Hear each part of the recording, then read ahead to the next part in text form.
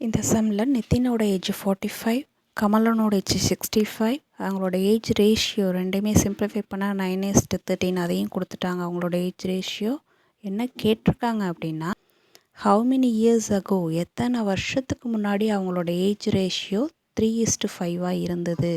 இப்போ இருக்க ரேஷியோ 9:13. எத்தனை வருஷத்துக்கு முன்னாடி அவங்களோட ஏஜ் ரேஷியோ 3:5 இருந்தது, அந்த இயர்ஸை கண்டுபிடிங்கன்னு கொடுத்துருக்காங்க. This is the question. அடுத்து இந்த கொஷினில் என்னென்ன டீட்டெயில்ஸ் கொடுத்துருக்காங்கிறது இங்கே அப்படியே எழுதியிருக்கோம். Nithilan age, Kamalan age, and then current ratio என்ன கொடுத்துருக்காங்க, ப்ரீவியஸ் இயர் ரேஷியோ கொடுத்துருக்காங்க.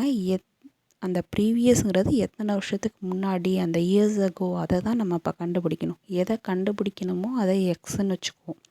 அப்போது இப்போ இருக்க ஏஜ்லேருந்து எத்தனை வருஷத்துக்கு முன்னாடி அப்படின்னு கேட்டிருக்காங்க. அப்போ எத்தனை வருஷத்துக்கு முன்னாடிங்கிறது நமக்கு தெரிலங்கிறதுனால எக்ஸு, முன்னாடிங்கிறதுனால மைனஸ். அப்போ இப்போ இருக்க ஏஜிலேருந்து மைனஸ் எக்ஸ், அதுதான் இங்கே 45 மைனஸ் எக்ஸ், 65 மைனஸ் எக்ஸ் இப்படின்னு இங்கே எழுதியிருக்கோம்.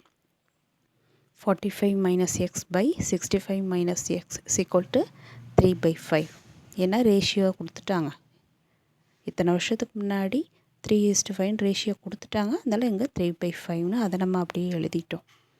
ஓகே, இதே இப்போ நம்ம இந்த ஃபார்முலாவை அப்ளை பண்ண போகிறோம். 45 மைனஸ் எக்ஸை கிராஸ் மல்டிப்ளை பண்ணி 5ஓட மல்டிப்ளை பண்ணோன்னா 225 minus 5x is equal to 65 minus எக்ஸை கிராஸ் மல்டிப்ளை பண்ணி 3ஓட மல்டிப்ளை பண்ணோன்னா 195 மைனஸ் 3x. இது அப்படியே அடுத்தடுத்த ஸ்டெப்ஸில் இதை சிம்பிளிஃபை பண்ணி வரும்போது என்ன ஆன்சர் வருது அப்படின்னா, X is equal to 15 years. இந்த ஸ்டெப்ஸை பாருங்கள். X is equal to 15 years. அப்போ 15 இயர்ஸுக்கு முன்னாடி அவங்களோட ஏஜ் ரேஷியோ வந்து 3:5. ஓகே.